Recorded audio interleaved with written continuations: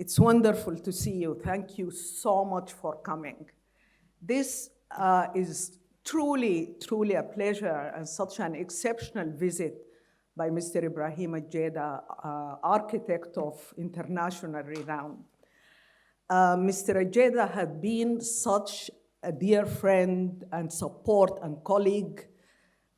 We have met maybe 14 years ago, worked together on the Encyclopedia of Gulf Urbanisms for Harvard University School of Design, and I have learned so much from him about urbanism and built environment.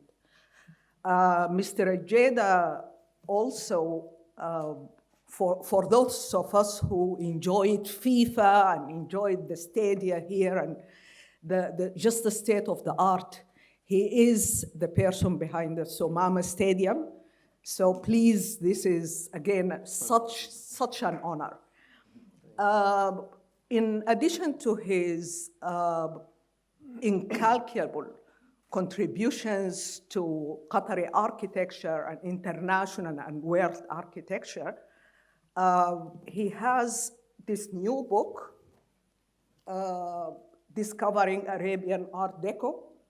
And so I don't want to take a lot of time just to give him the opportunity and give him all the time he needs to talk to us about Art Deco in Qatar and in the Gulf.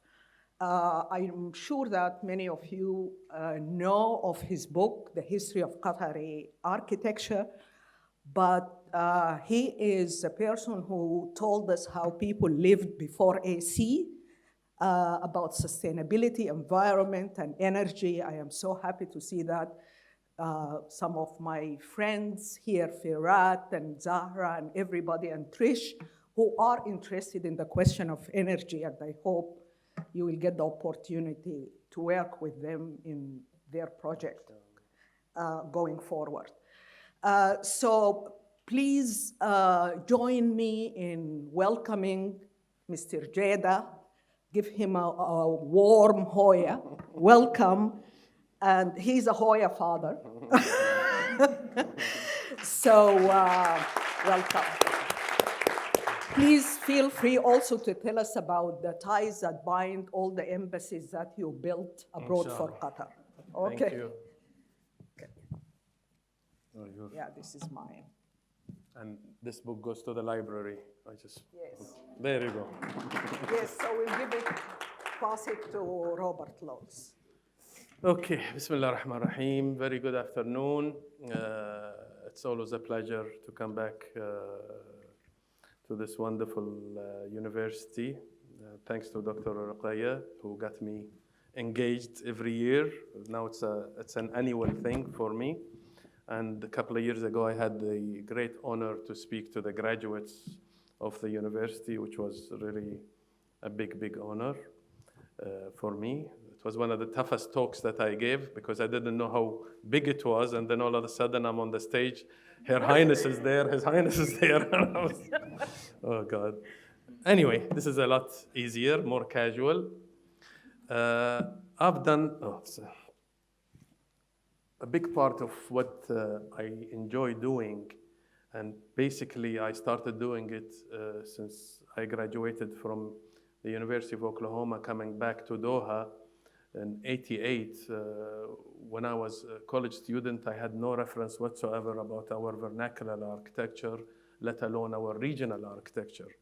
So I've dedicated myself to take photos and to collect data as just a hobby, but then eventually the data that I have collected turned out to be books.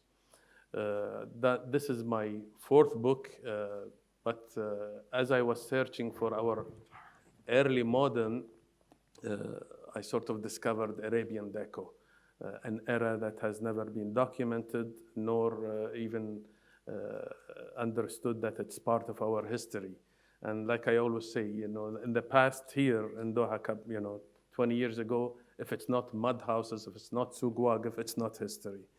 But history is, our early modern is an important part of how we sort of transformed from the pre-oil period to where we are now. So these are the books. The Qatari that was my first book, and there I documented the pre-oil period from 1800s to 1950. 1800s, this is when the ruling family have united the tribes, and we sort of been officially discussing it with different nations. And then at 1950s is when the oil was discovered, and that era sort of ended. Then I did the Qatari styles. This is for the interiors, a reference for interiors. 99 Domes, I was commissioned to do a book about the Imam Muhammad bin Abdul Wahab Mosque, which we were the interior designers and the project managers, not the architects. And then there was a book that I did jointly about the works of AEB, the firm that I have acquired, 1990. And I'll tell you a little bit more about that. And then the latest, I thought, after the oil period, the beginning of oil period until the 70s, this is what the book covers. Now, just to refresh our mind, the city or our town, Doha, 1937, before the 30s, it was a thriving pearl diving town. According to the Harvard research, which we had the honor to be sort of advisors on, the fleet of dhows exceeded 300 dhows going out for pearl diving, and that's a massive fleet in the 20s, early even 1900s. But in the 30s, with the World War and the discovery of the Japanese artificial pearls, 1937 was a sad period for Doha. After all that thriving, merchants got bankrupt, and the world was in almost a chaos at that stage. But it was a tough life. Now, 37, as small as this may look like, the Empire State Building was up, the Brooklyn Bridge had cars going up and down, and this was a little town almost bankrupt. 40s, the discovery of oil was done, and it started little bit of the oil going up, but in the 50s, the income started coming, and you can see from the 50s to the 59, there was like an influx. There was an explosion of population. A lot of people started migrating. Schools started opening. Government buildings started coming up. So the city has grown substantially until the end of 50s. And I like to put always this picture. The oil and the impact it did to our society was tremendous. And I guess it was a blessing for this little town to discover the oil and to thrive from it. And it's interesting as you analyze, because you guys study history and politics, the impact, how did the rulers or the government transform this income into a modern town or into a nation. That picture in the center, I always refer to it. It reminds me when we see the movies about the gold rush in California. Yeah. This literally was a gold rush. And you can see the crowd, and it looks like people are coming from everywhere for the buildings and for the city to thrive. And this clock tower, you see this next to the Diwan Amiri, a lot of you see it. I consider it as the most important building announcing the beginning of a modern era. I don't know why they built this building first. It was one of the very first concrete buildings to come up, but it was like a statement. It's an announcement. And we see a little bit of a deco flavor into it, which we will come into a little bit more details about this deco part. Now, this book will cover the early modern, the beginning of all the concrete buildings and how the city transformed, and during which I discovered this, what I like to call myself as the guy who discovered it. It's been always there, but to announce it as what's so-called Arabian Deco. And I'll tell you why. We know about the Deco movement that was thriving in the 30s in France, and of course, in New York, Miami. It's gorgeous. So they have beautiful deco there. So we started seeing an airport was built. They started paving. That's fort-like, and that mosque. This is where the green mosque now, and that's the Diwan Amiri. And that old mosque was removed, and they put what we call Masjid al-Shuyukh, the Shuyukh Mosque, the famous green one next to the clock tower now. And people started shifting from the courtyard houses in the old neighborhoods where around the Al-Bida and Al-Rumayla and Al-Jasra, where Suq Waqif is, and they started shifting them what so-called villas. So there was a big migration. They created what Doha Jaidah, now it's in town, but it was the new Doha, and moving people from courtyard houses to a more boxy type villas, transforming new neighborhoods, and the city started growing. And of course, with the opportunities and the economy, the populations just started increasing from probably 15,000. It started doubling almost annually, and if not more. Oops. And an airport building, this is the telecommunication, telephone company started coming, the post office, other ministries, we started seeing them coming. At the very beginning, the architects were your typical masons, but then we started having architects coming, the first to practice from the UK, from India, from Beirut, from Egypt. So there was the industry of architecture started evolving as the buildings started adding up. Now, for me to make it exciting, and I want things to document it, I started out of these buildings, started transforming them into an art pieces. And that's part of this, of the promotion of our early modern. And we're turning this into, whether it's a postcards or whether it's posters, the whole intention is to get people to buy into it, to enjoy it, and to sort of discover what the beauty that these buildings had. Even though this looked a little bit more modern compared to our vernacular, but we see that the shading of the windows, there is some sort of response to the local environment in one way or another. And then we started seeing buildings that had shops. There was, in the old days, there was a little Decan, a little your 7-Eleven sort of your neighborhood shop. But then we started seeing even apartment buildings, which is new to the culture. And interestingly, mostly the government, as soon as there was an income, the top priority was to build schools.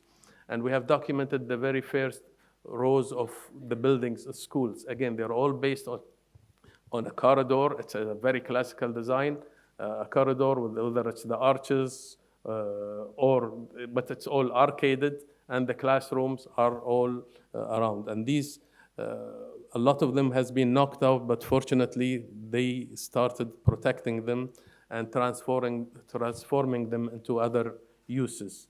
The old, some became art facilities, and even some ministries started moving into these buildings, whatever survived the transition and the demolition. And again, I'm taking all of these things, some from images, and transforming them into drawings, and hopefully we'll build them even as models, because a lot of them have disappeared, and putting some art to them just for a better documentation, and again, to get to buy into them. And we started seeing also a new type of buildings. By the way, the AEB, the Arab Engineering Bureau firm, was established 1966, the first firm to be established in the state of Qatar. And I acquired it after I came back from Oklahoma. A couple of years later, there was an opportunity. A friend of mine told me this firm is getting bankrupt. There are 6 people, they're gonna close down. Why don't you acquire it? I borrowed some money, bought it with this 6-7 people, but other than, it grew to 600, but I have my hand on original, about 1,300 sheets of original ink drawings that I'm preserving and documenting. And this is some of the treasure that I have inherited and saved. And thanks to our National Library, they taught us how to document, to preserve. So these are your typical 2 shops, an apartment building. This was new to the culture as the population started increasing. And we started seeing more and more of these buildings coming up. again, wanted to document that era. This is the first fish market. It's not far away from where Souk Waqif is. And this is when the shipping started coming. You can start seeing a new type of eatables called banana and an apple and a tomato, which wasn't, we used to dates and, basic fruits. But seriously, you hear the stories of the older generation with the oil companies coming, they're bringing a new type of fruits. So this, again, it's a new era. But even within the vernacular, these buildings still, within the Al-Asmakh area, some of them are still protected thanks to the Qatar museums. They sort of acquired these areas and they're reviving them. But even though it's vernacular, but we started seeing some really fancy decorative features taking the local vernacular into a more fun, different styles. And this is what I call the beginning of very early sort of decorative elements of the architecture. This is the first printing press established by Abdullah Hussein Na'ma. He's the first guy who to do a newspaper in Qatar, and this was the modern press. And we can see there was some paintings on top, but you see the book and the knowledge, the flair of the knowledge on top of it. Unfortunately, this building is knocked out, replaced by some ugly apartment building. This is where Msharib is, the Salim Jaber Al-Hassan. His offices is here, his house in the back. I remember this building because I grew up where Souk Waqif is, my childhood. Again, this is, and within the Msharib, it's no longer there. But this is the sort of a very deco, the use of glass blocks, and I called it Arabian Deco, and we'll see more example. They put the deco into palm trees, things that belong to the region. So it started having its own identity, and this is where slowly the name, I started deriving it into the deco. This is the gate of Fahad bin Ali. This is very close to the Souk Waqif where the palace is. It's protected by the museum authorities. And this is, I think, one of the most magnificent sort of Arabian deco gate. There was an era, we still don't know who were the architects, but they were commissioning people that does these gates in a very decorative way. And I'll show you some amazing examples. Now, gates in our society means a lot. It's a sense of not only your status, but also it's a sense of welcoming. Come, my gates will open to you guests and so on, but also status. When your gate is big, decorative, it's a statement to say who you were. And a lot of these palaces are by the sheikhs or by the big business people that could afford to commission artists to come and literally build this with the cement.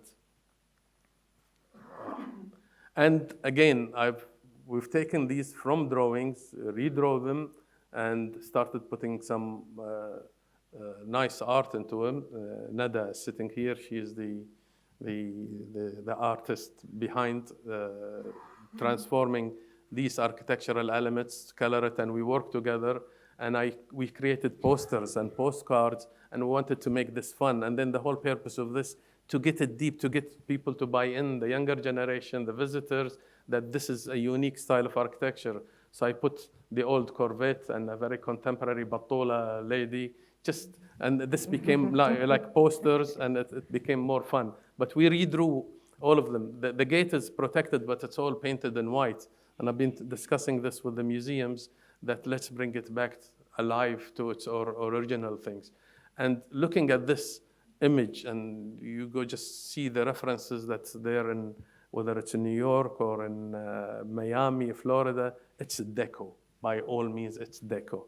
But the palm, the eagle, that gives it the Arabian sort of identity. That's Al-Atiyah gate. This is in Narayan. Everything is demolished except the gate. And Ashghal wants to build a road there, and the museum is fighting with Ashghal, don't touch it. So there is a talk, I've been asked, can we remove it physically? So we've seen documentary removing a whole church from one neighborhood to another, so the little gates should be a piece of cake. But this is yet, I think so, but this is yet to be seen. But again, this is a gate to a courtyard house. very simple once you walk into the gate. Of course, it doesn't exist anymore beyond the gate, but it's very simple. A typical courtyard house with rooms surrounding it. But the guy, I mean, there are 3D flowers, literally, roses in it. And it says, Bismillah ar-Rahman ar-Rahim, entering into the house. Some mirror images, sort of Corinthian columns and so on, but it's quite rich and again a statement. And then we transform this into this poster, put the Cadillac there and to make it a little bit more fun. This gate still exists and then the edge of Musharraf, Sheikh Ghanem bin Ali's house. The fish has been removed for I don't know what reason, but neon lights, these two fishes and the whole gate is there. And again, we transformed it with a Chevy this time, or probably, or a Pontiac or whatever. But fortunately, this gate is well protected. The palace there is still lived by the family, so it's very well taken care of, except the fish, both the fishes and the neon light has disappeared. This is in Al Rayyan. Again, some unique, these concrete chandeliers sticking up. And the whole purpose of documenting this, because it's unique, it's different than what we usually see, and it's always a puzzle for me. Who were the architects behind this? We know the clients, we know the names of the people who did it, but it's important to document this as an important, it's like a golden era at that time. I mean, people were really enjoying, and this is for people that lived in your typical courtyard Suq Waqf houses eventually back then. And this is the beginning of the oil and the impact for where they traveled to Beirut or to Cairo or to Bombay or to London. But not many people were going that far at that time, but this is where sort of the inspiration comes. This is next to the Diwan Amiri. It's a majlis for the late Sheikh Mohammed bin Hamad, the uncle of His Highness, who passed away a few months ago at age 100 and something. So I used to get a lot of history from him. And he didn't remember the name of the architects, but he remembers that they came, one of them that did this decorative is from India.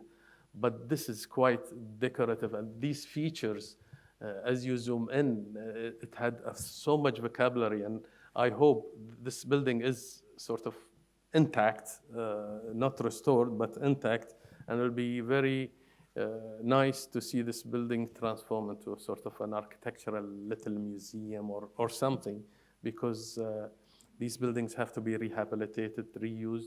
I always say sometimes they restore buildings, but we don't reuse them in the right way. So it's like stuffing an animal. It looks like something, but it's lifeless. So I think it's good to rehabilitate these buildings for a better use, yet it protects and documents an era. And we turn this into a love. This is one of my favorite posters for it. And this is an annex to this majlis, but this is quite deco, maybe even Mayan or South American in a way.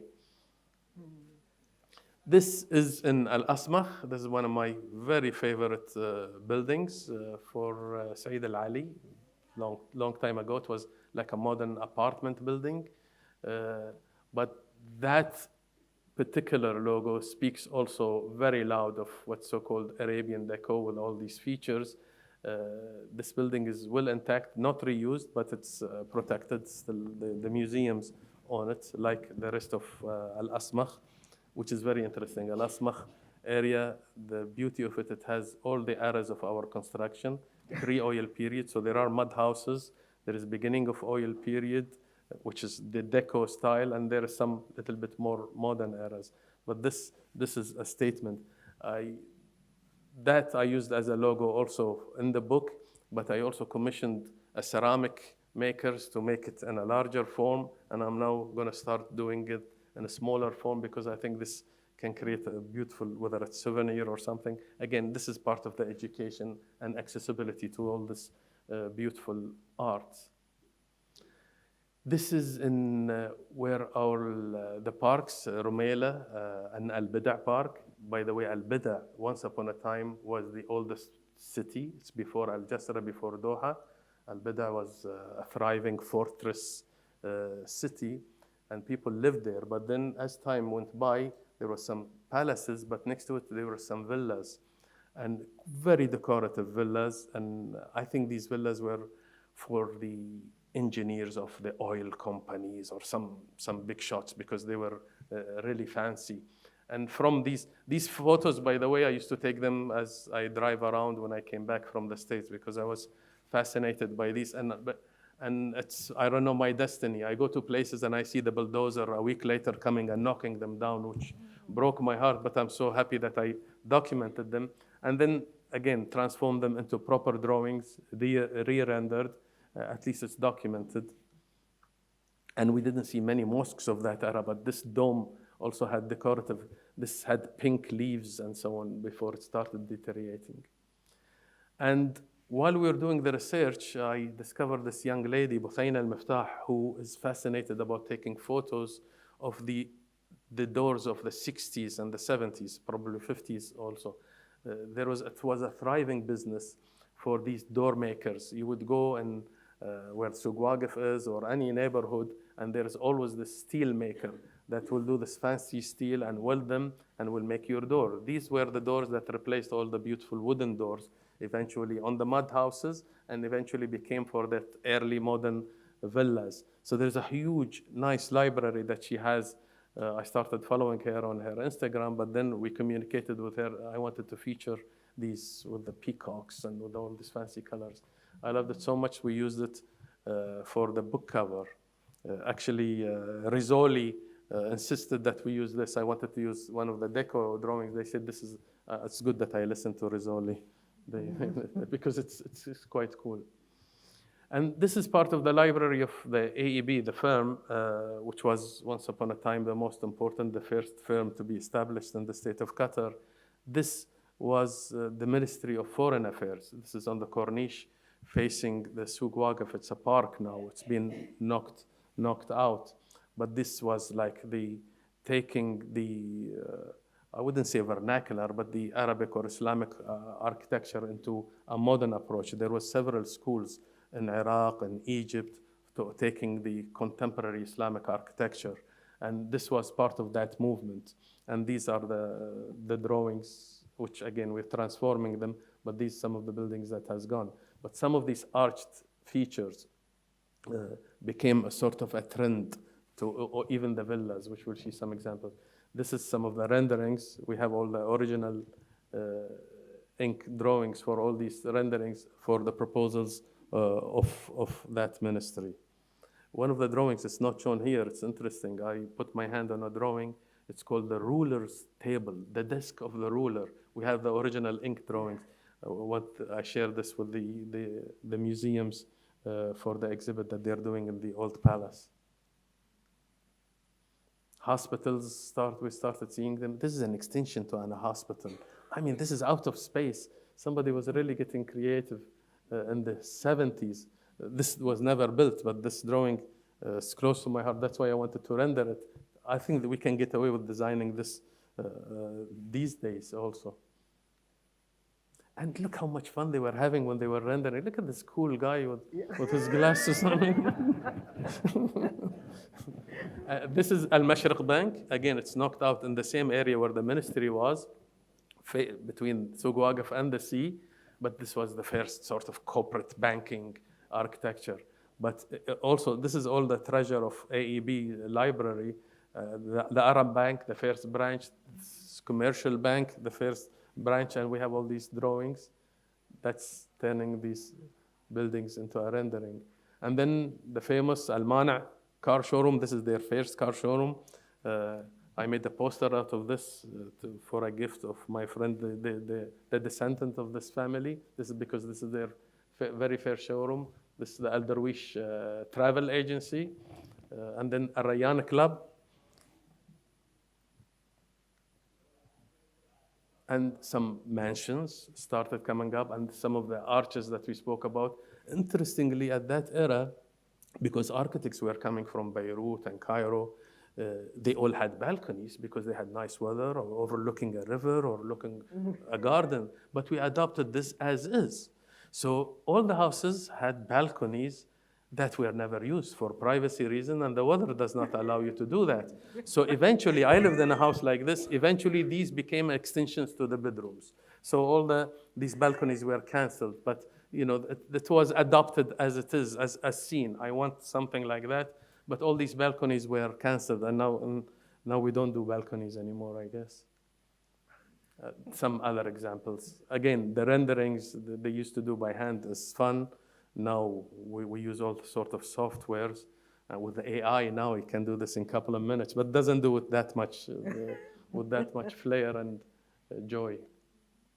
Now, we did an exhibition when we launched the book. I thought, again, the whole purpose of promoting this is to not only to document that era as an important era of our early modern history, but I wanted this to stick into preserving it also.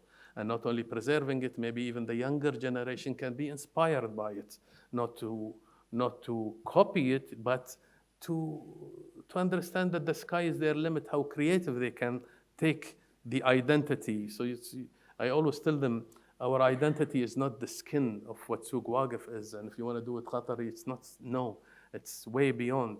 And this is the beauty of having all the signature architects, the Jean Nouvells, the Arate Suzaki, taking the identity way beyond the skin, taking it into our culture. I mean, the desert rose, it was so genius, I almost got mad at myself. Why couldn't you think of something so simple? But again, this is taking the identity into different dimensions. And my main goal to do these documents, to do this research, is to give a source of inspiration for this younger generation. We have the School of Architecture at Qatar University with bright, it's ladies only, but we have a whole generation of extremely intelligent architects, and we're trying for them to see what we went through so they can take us to the next generation. So there was an exhibition. The Msheira Museums were kind enough to host it, and we launched it. And so we showed the posters, and we made postcards out of them, and built 3D printing models of these gates, because we scanned the gates, and whatever we couldn't scan, we redrew them, and we reprinted them. And I'm hoping to start a sort of a big collection of these buildings, commissioning more models, and my retirement plan to have my little museum of architecture one day. Mm-hmm. So these, what we have printed, we still have them. We will put them on exhibit whenever we have another opportunities. These were the postcards, and this is the book.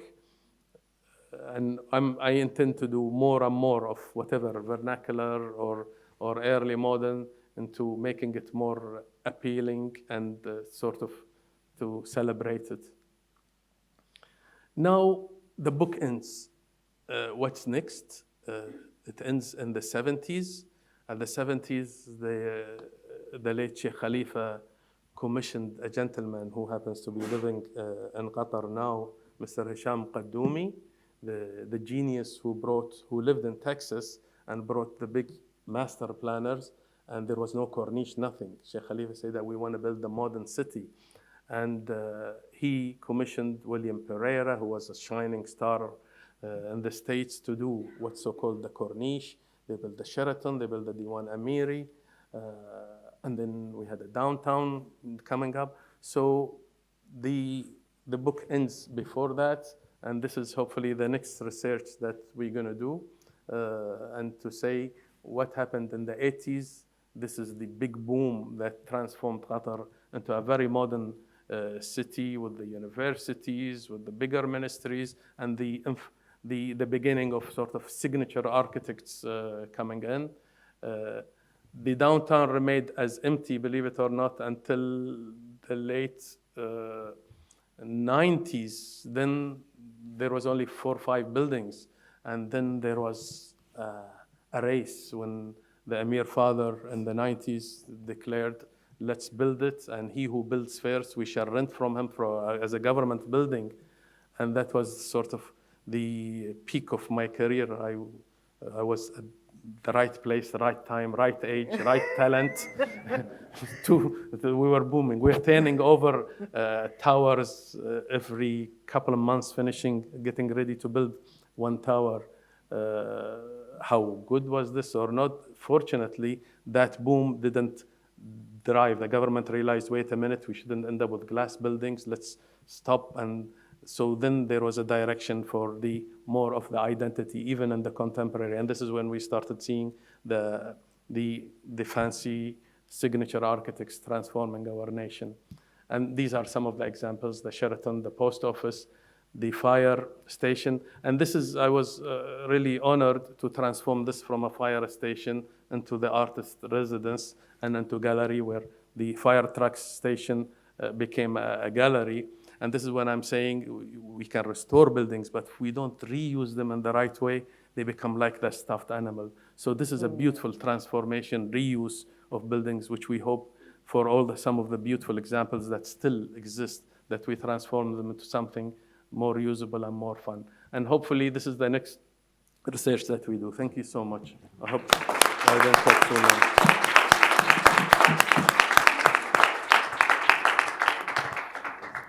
Am I okay with time? Thank you. Thank you so much, Ibrahim. This is absolutely fantastic. I would rather sit here in case that if people have questions, and you can show them some more of your materials. Sure. I like to hide behind this thing anyway. Yes. Take us from a Sharq and the diplomatic club to Sumama. You talked about the importance of understanding identity and bringing it or integrating elements of it in built environment and architecture. If you can tell the story of the Qahfiya and the Sumama, I have students here who probably haven't heard about the story of Sumama. So please, if you can take this opportunity to explain.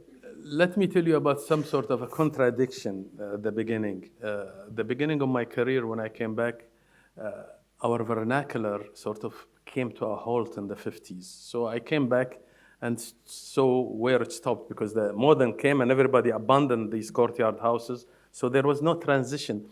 Like any style of architecture, it goes through stages to develop. You know, we've seen the Bauhaus movement coming, following all the different movements. So when I started practicing, I took it where they stopped. So I was copying the vernacular, changing the use, like Al Sharq Hotel, Diplomatic Club, Al Dana Club. So we're doing more vernacular. I was severely criticized, but good thing I didn't care. Because these buildings the first building in this campus was the Al Shakab Institute, which became the headquarters for the foundation. So yes. Literally, it was a desert when I came here. So I was doing more vernacular. But then as I matured, we started developing more contemporary Qatari architecture.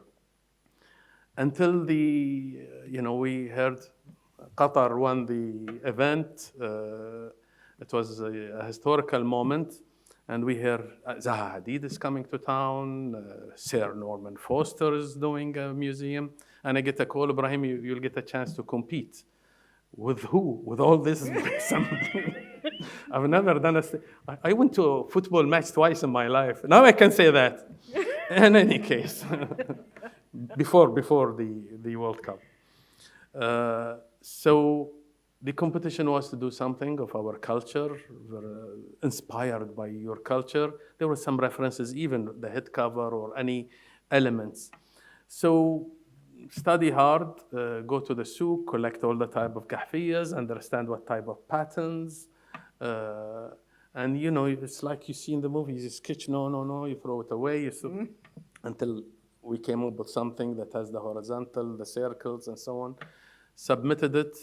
6 months later, I was on a vacation. I get a phone call. Ibrahim, Mabruk, you won. I fell down. I mean, my legs couldn't carry me, really, because it was a big challenge. But then to put this into operation, we had to appoint 17 consultants from all over the world, and that's the beauty of it. We get the FIFA compliance from Spain, the landscaping from London, and the rest are from all over. And to put this all into context, and I was like the guardian of the Gahfiya to make sure it still remains as a Gahfiya. The structure, the facade, some German genius that made sure that we transform the form into that. So it was a beautiful experience that we've done. You and have this, a photo? of the Tamama, no. I think Amina. No, we don't. We didn't put it. Oh, okay. But again, this is another example of how you can preserve your identity, but not in your typical literal way. There are so many ways. I tell them the color of our sea is an identity. The form of the dunes of inland sea is an identity, and the list goes on. So that was a great journey in my career. What are you working on now? Well, What I heard is next? Saudi What got is the World next? Cup, so. What's next for you?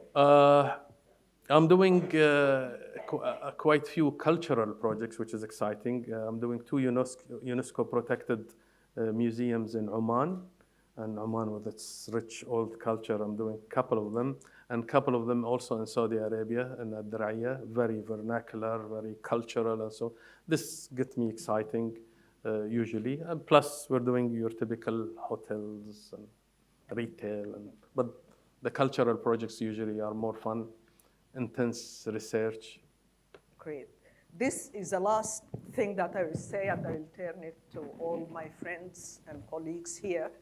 I didn't know that you built Bank al-Tadamun until 12 years ago, when we were just talking Khartoum, about, Sudan. about my hometown in Khartoum by the Nile. We cross that bridge every time to go to school, and there is the Tadamun Bank. And it turned out Ibrahim did it as one of his various projects in the Sudan. So I hope it is still standing. I hope we so. Hope, I we hope hope so. I and hope pray. so. Okay, so please, we will take questions. Muammar, please, if you can introduce yourself and then ask, and then the young man. Assalamu alaikum. Thank you for sharing your most joyful work.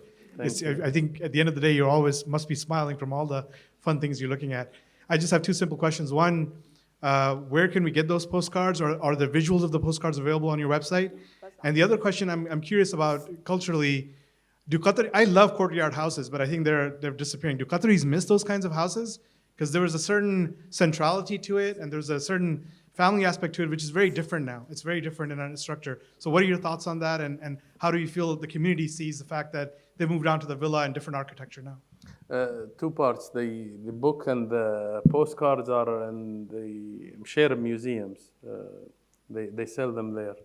Now, the courtyard houses, again, when the oil came, the planners were brought in, and they redesigned the city, the grid system, the cul-de-sac, and what's so-called villa. So you get a boundary wall and you put a box.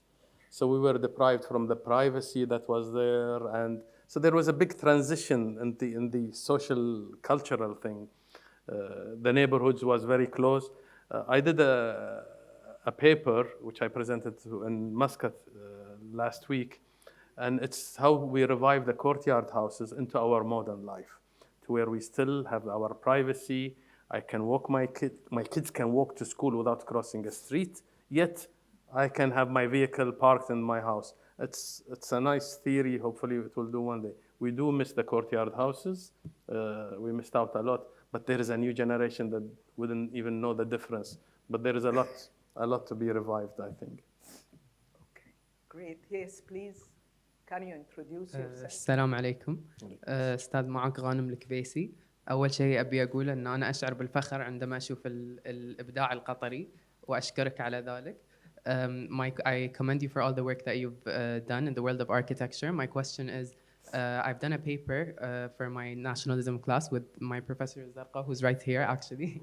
I did a paper on Al Thamama Stadium, and I just wanted to ask you, why the Gahfiya amongst all of the national symbols? Why did the Gahfiya speak to you? Well, part of the design brief and I give a lot of credit to the decision makers when they challenged Zaha Hadid or all the architects that something has to belong, like the Al Bayt Stadium and so on. Part of the brief in the competition, there was a reference to cultural elements. And part of these cultural elements, there was some reference even to the head cover, but no emphasis. So it was very generic. And I thought this idea would be the best idea. Now the challenge, I knew that this will be grasped by all the competitors, all the architects that do stadiums. But I said, I've been wearing gahfiyas since I was a child, so nobody's going to take the gahfiya away from me. And I think the secret of winning it, I was more literal. And I was right, because all the contemporary architects took the gahfiya inspiration and they stretched it, and it didn't look like gahfiya until I tell you. But Al Thamama was a true gahfiya. And I think that's the source of inspiration and the way, I think, what took to win it. Great. Thanks. Any other? Yes, Jazzy, please. Yeah, please. Hi, thank you so much, Mr. Jaidah. I'm a current research scholar here. My name is Al-Jazi, also an alumni from Georgetown and first-year PhD student from Durham University. So my question is, you talk about this urban boom, and I'm just wondering what you think about how Qatar differentiates itself compared to some of the other states in the region here. $1 million question. What differentiates us? With boom happening everywhere, I think that's why when I was showing the tower boom, and then while it was happening, there was like almost a suspension, not in the construction, but wait a minute, what are we doing to our town? And there was this, I would call it, I don't know if the term is correct, but so there was like a cultural revolution in everything cultural, and led by the Amir father, Allah Hafظah. In the mid to late 90s, there was a big comeback to whatever is cultural. And I think now, looking back, Doha remains as a unique town. Not only the way it's formed in terms of the corniche, and because that's a historic thing that has been emphasized, but the type of buildings, the approach, I mean, the World Cup celebration, whether it's the stadiums and so on, it really made an impact and made it how, I think it reflects the vision of the nation, that we hold on to our culture, yet we are open to the rest of the world. We use the technologies. We like to thrive, to become part of the world, and to learn from what's happening.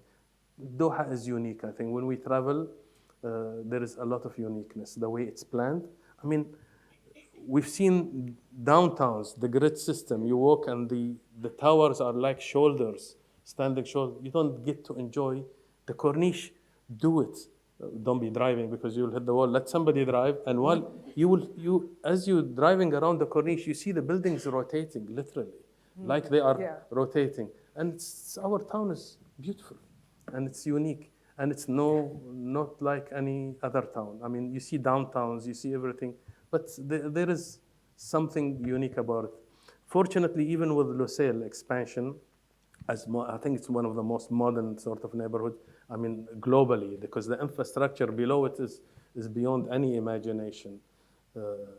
But sustainability is very important. It's by law. It's not a luxury or a cliche anymore. So you see, it's not allowed to do glass buildings. It has to be 50-50. You have to prove that you're using recycled materials, that you're preserving energy. So I think we're developing a unique identity in whatever we have done, I think. I hope I answered it. Yes. Kawari. Assalamu alaikum. Yeah. I just wanted to ask a question regarding the houses today, and we see that the urbanization is really happening and evolving throughout Doha.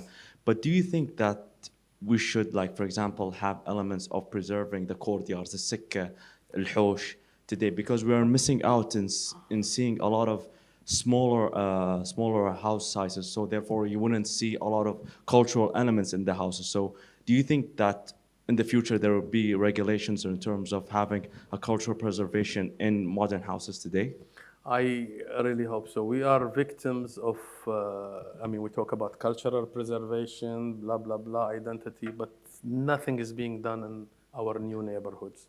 As we speak, there's still the same mistake. Cul-de-sacs, boundary wall, put your box in the middle. I think we need to relook at our planning, the way it's done. Because if we plan it properly, allow in the planning for courtyard houses, it will be much more fun, more sustainable. And what Dr. Ruqayya refers to in that Harvard research that we were part of, they took the old Doha and they did a simulation in the computer, the old Doha way, before oil. The temperature is 10 to 12 degrees less in the courtyard and in the sikkas than the outside. Now, this is without air conditioning. So we're just learning from the basics and implementing it in our modern cities. I think we can go a very, very long way. But again, we are a victim of the planners. We need to change that. We really, I try to speak as loud as I can without getting in trouble. Okay, we'll take two more questions, Firat, and then the young man. What is your name? Okay. Faisal, you can go first. So at the beginning of the talk, you mentioned that the clock tower near Diwan Lamiri, like as you were a fresh graduate, you didn't know what it exactly meant, what statement it made. So you now, currently, with all the data that you have collected since you graduated, what do you think the statement and the monument of the clock tower near Diwan Lamiri means? Well, I think it meant the beginning of the construction era. Now, symbolically, probably, somebody watched Big Ben or something. We wanted a clock. No, seriously, a clock is a statement, and probably back in the 50s, this was close to the port, and the port was the heart of Doha. Everything came through that port, Fardat al-Shuyukh, which is facing Jaidah. That was our main port, where all the rice, sugar, commodities came from. So I think the clock tower was like a statement. And I see it as a statement of the beginning of the construction era. This building, and then this was built before the Green Diwan Amiri, which is, they call it the old palace. So it's really a statement. It's my own definition, but definitely it's one of the very first buildings, and it remains as a sort of unique piece of architecture. It's said that it's a Belgian guy that did the Green Diwan Amiri and that clock tower. We cannot trace, but the closest thing that I got a Belgian. There was a name I couldn't remember, but we want to trace what he has, hopefully, because he was inspired also, the domes, they call it the onion domes. And this is more of the Mughal influence rather than any other influence, which is, I think, quite unique. It's more of a fantasy style of architecture for a European to come here in the 50s and to be inspired by the Ala ad-Din or something. This is my own. Okay, so you have another question, Faisal, please. Okay. So from the pictures that you presented in your presentation, what I interpreted from it, like seeing the clock tower, it's very similar to Big Ben. So I see it as Qatar's history being colonized by the British. I see it as a sign of independence, like saying that we can have our own.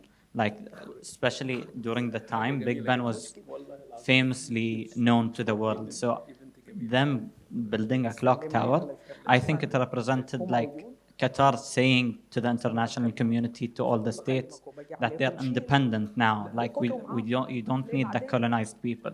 It's kind of like a sign of solidarity and independence for Qatar at the time. Nice definition, especially that's next to the ruling palace. So there it was like the parliament building. So it's a good, it's interesting analysis. You guys study politics, so you know how to analyze things.